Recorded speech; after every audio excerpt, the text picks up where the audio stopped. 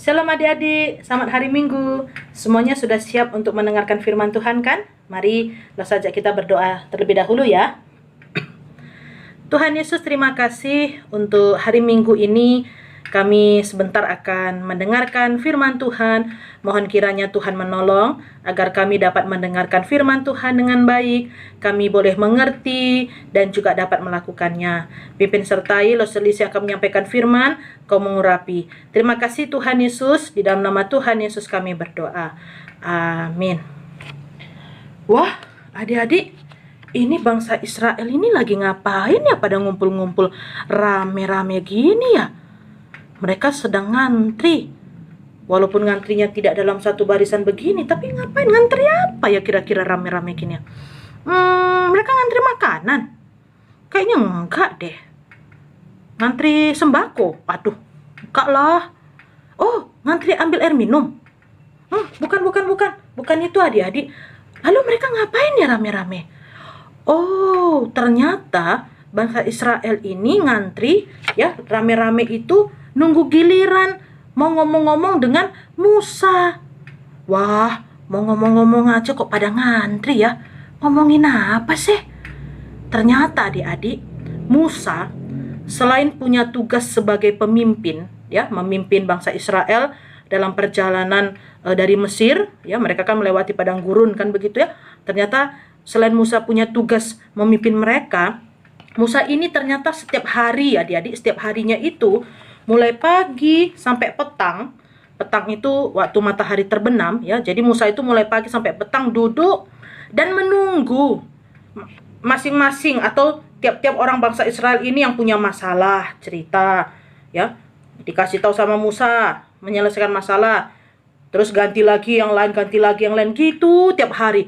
Wah, banyak sekali tuh adik-adik bangsa Israel yang ngantri itu yang mau menyelesaikan masalahnya, yang minta solusi dari Musa. Apa ndak capek ya duduk dari pagi sampai malam? Terus bangsa Israel apa ndak capek yang ngantri dari pagi sampai petang atau sampai malam?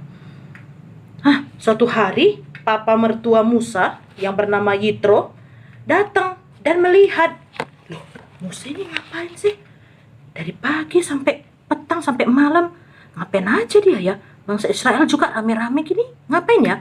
Nah, kemudian papa mertua Musa yang bernama Yitro tanya, loh, kalian sedang apa sih nih Musa?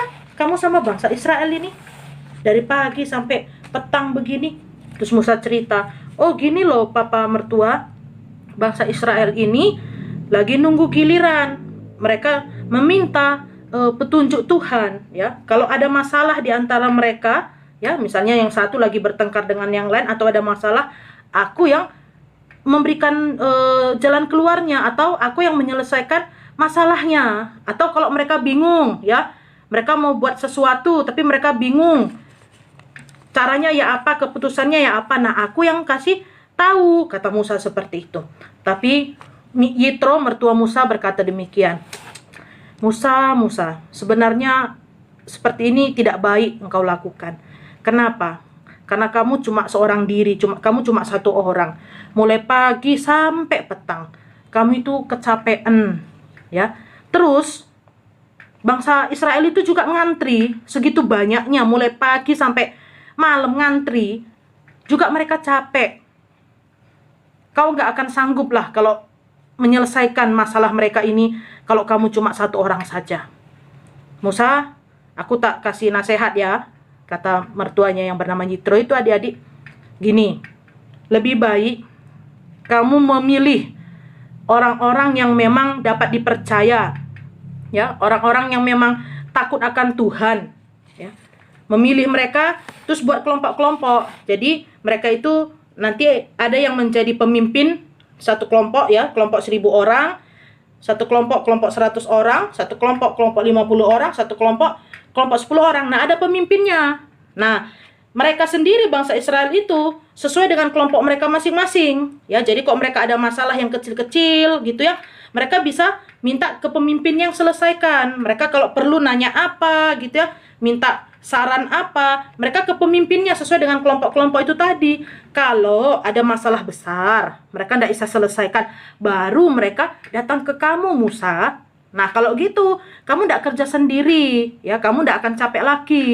Dan bangsa Israel pun tidak usah nunggu lama, ngantri sekian banyak, katanya Yitro, ayah mertua Musa. Nah, Musa pun melihat, oh bagus juga ya, sarannya seperti ini ya. Nah, akhirnya Musa pun memilih adik-adik pemimpin-pemimpin itu dan membentuk kelompok-kelompok itu tadi ya.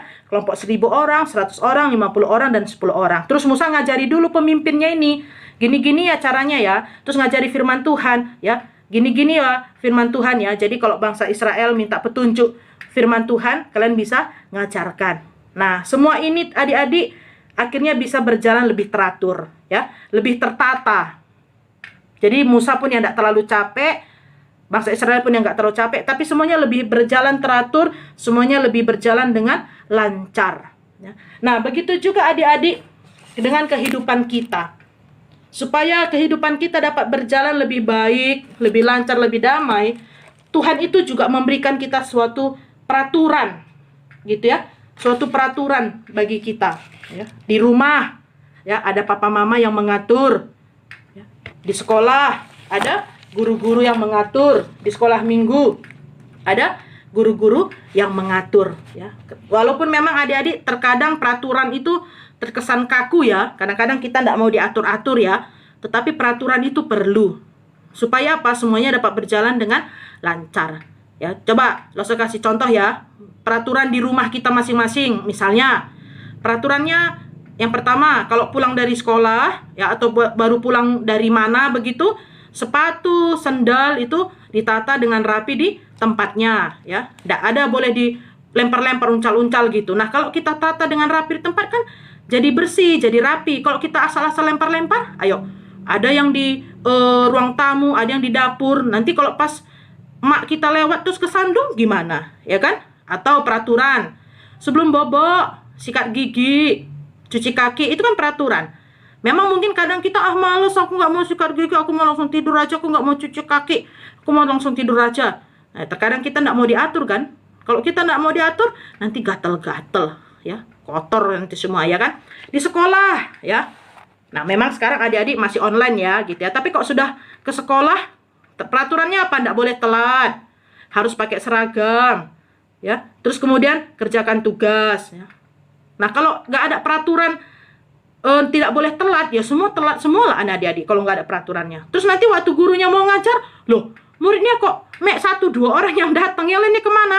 Telat ya. Nah, karena ada peraturan tidak boleh telat, semuanya dapat berjalan dengan teratur. Di sekolah minggu ya, walaupun sekarang sekolah minggu kita juga masih online, tapi nanti kalau sekolah minggu sudah diadakan di gereja kan juga nggak boleh telat ya.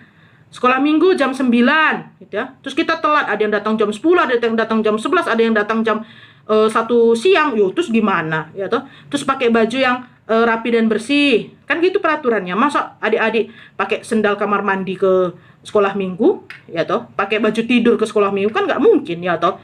Nah, waktu ibadah harus tertib, itu kan peraturan adik-adik. Ada juga peraturan lalu lintas ya toh, pasti adik-adik tahu ya.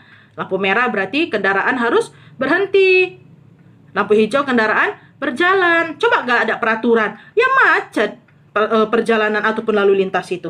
Maka dari itu adik-adik, peraturan dibuat ya untuk kita taati. Peraturan itu dibuat supaya apa? Semuanya harus bisa berjalan dengan baik ya, berjalan dengan lancar. Jadi saya berharap adik-adik semuanya juga mau ya taat pada peraturan yang ada ya, terutama peraturan dari firman Tuhan Yesus. Amin. Mari kita berdoa.